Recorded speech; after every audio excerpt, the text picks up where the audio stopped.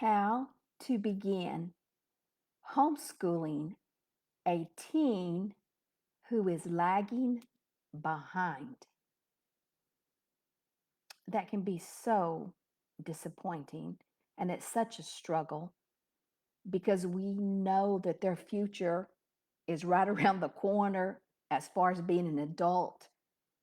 These teens have one foot in the doorway of being a child and the other one in the doorway of the adult world, and it can really bring a lot of stress on us. So what I'm going to do is share 3 or 4 points to help you with your teen, and I'd love to hear from you. You can post your questions in the comments. Just tell me where you're from. I love knowing where you're watching from. But let me explain who I am, because mostly this video is all about you. But I'm Tina Robertson. I've homeschooled for well over 20 years. I have 3 homeschool grads, took them from the beginning, high school and college. They're young adults now. I'm still mentoring Mr. Munchkin. He's in kindergarten or first grade. It's so much fun doing these younger grades again. I love every time it's starting over. But like I said, this video is about where do we begin when we feel our teen is lagging behind? So I want to share some tried and true tips that I've shared with other new homeschoolers through the years, as well as seasoned homeschoolers through the years. So the first point that I want to make with you is, and I know you think it's going to sound cliche, but just think about it for a minute and stay with me. But number one, why your teen lagging behind is key to where you should begin. Yeah, that's why you're watching this, I know, but just bear with me for a second. Let me explain what happened with one of my sons. We had a very awful thing happen in our homeschool journey when he entered the high school years.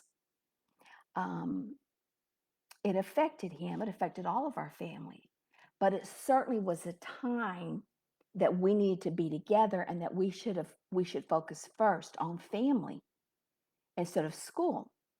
However,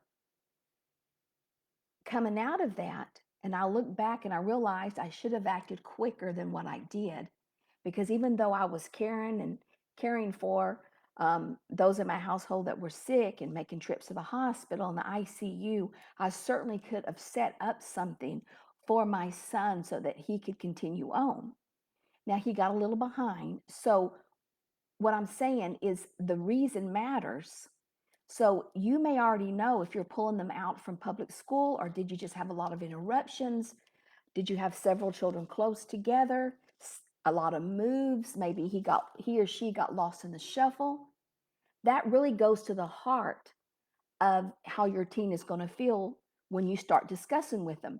So first, find out if you can identify why you feel they're lagging behind. It'll give you the right mindset from the beginning.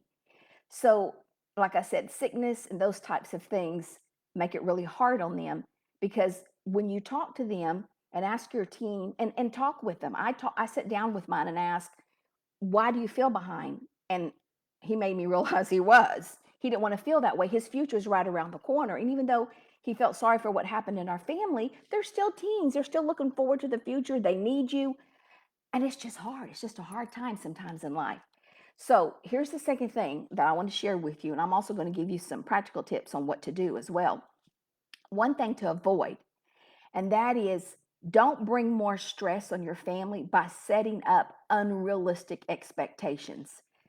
I have seen it through the years. I've seen it through the years. It turns a teen off faster than you can even speak what you think they need to do, because they don't want to hear it. They're tired. They're exhausted. If they've tried and they start and they stop, they're exhausted. So there's not really much wiggle room, in other words, for making any mistakes. So what I don't want you to do is to set unrealistic expectations, because that's kind of what I did. I'm like, oh, we're behind. Let me just set all these goals and these guidelines and just kind of throw it at you. It doesn't work that way. There's a reason for the behind. If your teen's struggling with a concept or with learning or something developmentally, then you can't just say, oh, here, do more work. That's not how that works. It's like when a person's struggling with a language they can't speak, throwing more flashcards up and more videos. None of that's going to help. You have to slow it back down, break down the steps to find out where it is, that they don't understand the concept. This is what you're going to have to also do with your teen. So, what you need to do is put aside whatever guidelines you think that you want to do for your child. Even if you say, I don't have that many, it's okay. Just have one or two things that you want them to accomplish. But what I don't want you to do is say, by the end of the year, I want you to do this. And I know my husband he would do that to me a lot. Well, by the end of the year, the kids should do this. And it doesn't work that way. Learning doesn't work that way, especially with teens. They could be closer to being an adult. They could be immature in some areas. They're really all over the place when it comes to learning. It's really hard with teens. So you'll gain more traction by not duplicating at home what wasn't working, by just throwing more things to them like it did in public school. Okay, so now what can you do? Well, first, what I did with my son is I talked about the benefits of homeschooling. I just went real general with him. I talked to him the way that I want him to learn to make decisions when he's an adult, which is very important to model for them. You're not just having them trying to catch up. I know, I know that's important, but also when stress hits you or there's no motivation, you want to model for him or her a way to cope. How do we cope? What do we do? Well, let's go back and let's review our decision to homeschool. And that's what I did with one of my sons. I sat down with him and I said, okay, because he's like, well, I can just go to high school. Well, my husband and I really didn't want that. We wanted to talk to him. We wanted the decision for him to keep homeschool in high school to be his, not just his father. And my idea, that we wanted him to see the benefit that he got from being at home. So the first place I started, I sat down with him and we went back over all the benefits of homeschooling for a teen. Not just for me, but for him as a teen. For example, there was no constant pressure for the schedule. He could sleep when he wanted to. He could eat when he wanted to. Exercising is real important for most teens. And so they want to have a schedule for exercising. Also, I said there's some subjects that he didn't think that he would do in college or as an adult. We could cut back on those subjects. We could make the curriculum fit his needs and his desires right now. In other words, if he didn't think, okay, that he needs 4 years of math, he did 4 years of math, by the way, but I was considering when I talked to him, like we could cut it back to two. He could see that I was reasonable. In other words, whatever the frustration is, whatever the stress is, a teen needs to know, hey, I could get some relief from it. And that's what you're doing when you sit down with them. You're giving them the benefits for them as a teen. I also talked about driving. I talked about getting a job. These were things that he was interested in, and most teens are interested in, is, okay, what are the benefits to me of homeschooling? So that's what I did. Okay, the next thing, here's a practical tip. The next thing that you want to do is you want to slice and dice those subjects. I know you think that's counterproductive. That goes against because he's behind. But if you think about it like being sick, or perhaps postpartum depression, or any of the hard times you've had in your life, you didn't try to heap more on yourself at that time and make you get better. What your teen needs from you now is chicken soup for a little bit. That's what I call it, chicken soup. So, what I did was I cut back his courses to something that was manageable that he could do on his own without me each day. Some subjects he struggled in and needed my help, and others he didn't. So I just cut it back to the core subjects or the skill subjects. Now, I'm not talking Common Core. I don't do Common Core. When I mean core subjects, I mean reading, writing, and arithmetic, the very basic subjects. Yes, he wanted to cover art and music and all the other electives that we were trying to get to, but I didn't put those on the table right now. We needed to work on consistency. He needed to get back his love for learning because there'd been so many stop and starts. That was our case. You'll know what your case is, whether you're stopping and starting, whether there were some moves, whether you had to take care of a lot of young children, or whether he just got bullied. He or she got bullied in public school, which is awful. They need time to recover. They need chicken soup. whether they've been at home or whether they've been at public school. Just remember, when you've had hard times in your life, what did you do? No one told you, pull yourself up by your bootstrap. Well, maybe some did, they didn't do that to me. So when I felt bad, I just cut back. That's what he needs until he gets his motivation back, he gets his mojo back, and then he'll be up and running. Then you are a lot more productive. When you try to just plow through and push through, you can really meet with some resistant learning. So the skill subjects, the core subjects, those are the things that you need to focus on, the 3 R's. Now, the next step or the next tip that I want to share with you is focusing on the curriculum, because I know you probably want tips for the type of curriculum. And there were different things that I've used through the years. And like a few of them, I'm trying to think off the top of my head. One of them was called like the language mechanic, tuning up English with logic, grades 4 through 7. It's a fun book. It's a super way to catch up a teen. I'll post the link in the bottom so you don't have to remember it, the language mechanic. But it talked about different language arts, of the struggles in language arts. And then something else I did is I pushed the curriculum aside, and you've probably seen those online. They're called quick study guides. They're just like a trifold, and I invested, and they're laminated. I usually got mine off Amazon, or if I was at the bookstore or a teacher store. And you can probably even download them digital too. But we had a bunch of them that were laminated, the quick study guides, and I got them in math, writing, language arts. Like again, I focused on the basic skills to see, okay, where were you not understanding these subjects? Because the skill subjects, remember, I talk about this a lot in a lot of my videos. Those are the foundational subjects.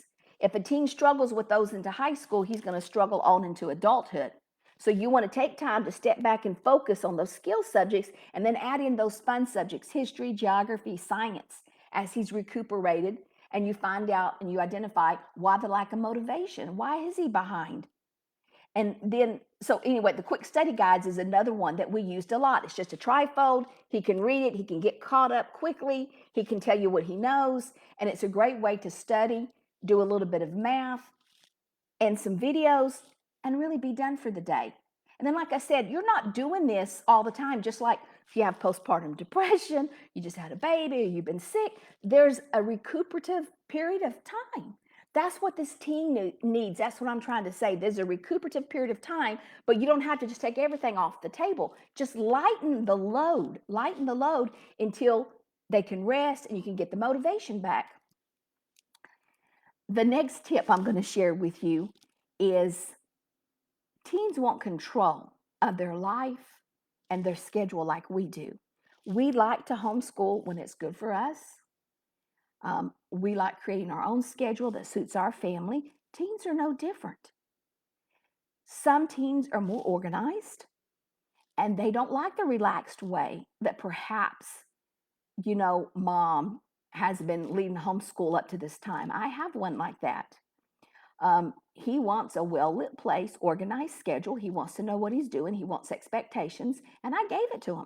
I have another one that's not like that at all. He likes just a general list of what to do, and he'll get them done for the day. Because you see, what you have to understand when you start homeschooling, it's a completely different model of learning that perhaps your teen was used to in public school. In public school, basically, it's passive. Sit back, take these directions. I'm going to follow up and check with you and be sure you got it done. And if you don't, I'm going to focus on what you don't do. I'm going to focus on your weaknesses and what you're not getting instead of your strengths and your passions. That's what the teen needs. Focus on the strengths and the passions. That's my next tip. Focus on their strengths and what they like to do. What do they want to learn about? Give them some control. I know my son came up with some pretty crazy schedules when he felt like he'd gotten behind, but I was all ears and reasonable because he has to try the schedule while he's living with you. You don't want him out on his own and not know how to make a decision or be a failure out there. While they're living with you is to try those wonky, I call them wonky schedules. And I said, oh, sounds good. We'll try this and we'll see. But, here's how to train them. Failure is a good teacher. So what you do is you say, yes, we'll try that. But if it doesn't work, we're doing it this way. But let them try. Let them try. That's how they learn to make mistakes. That's how they learn to recover from mistakes. That's how they learn to recover when they're lagging behind. Okay, what do I need to do when I'm lagging behind? So, what you've modeled for him, this is what they should be saying to themselves, even during life, in college, in high school. So, though you are working on bringing them up to a certain level, you're also showing them how to cope when it happens. So, you lighten the load, you give them chicken soup, you focus on the skill subjects, you focus on curriculum that's light, you remind yourself of the benefits of why you're homeschooling, you give them some control. This is what teens need. And hear me when I say I've done this with more than one child of mine when life has hit, and I've had so many things happen, terrible things happen in my homeschool journey because it's life. It can happen to anybody. We would get behind and we'd get caught up. And in some years, we would even go 2 grade levels ahead. Even sometimes I've seen some kids that go 3. Mine never did 3, but we would do 2 grade levels ahead in concepts or skills. So again, when you're thinking about filling those holes, think about easy, light work, focusing only on the skill subjects, which is math and language arts. And do not set unrealistic expectations when you start. Don't say, oh, we're behind, so let me just double the subjects that you're doing. Find out what's the heart of the lagging behind. Was it because he didn't get a say, he or she didn't get a say in public school? Or is it because life has gotten in the way? Or is it just a lack of motivation, not interested in the curriculum? Even if they're not interested in the curriculum, you don't spend a lot by having 1 or 2 reference materials to let them look over, and take them with you. Let them look online. Let them say, yeah, I'm going to get this. And if you don't have the budget, they have the budget, let them buy it. They'll be more apt to use it. My team did that. He used his own money and he made something work. It was a lot better than me saying you're going to have to stick with that to the end of the year. So then give him some control over the schedule, and just remember, circumstances are temporary, and before you know it, he'll be caught up. If you give him a little bit of chicken soup, find out why the lack of motivation, lighten the load.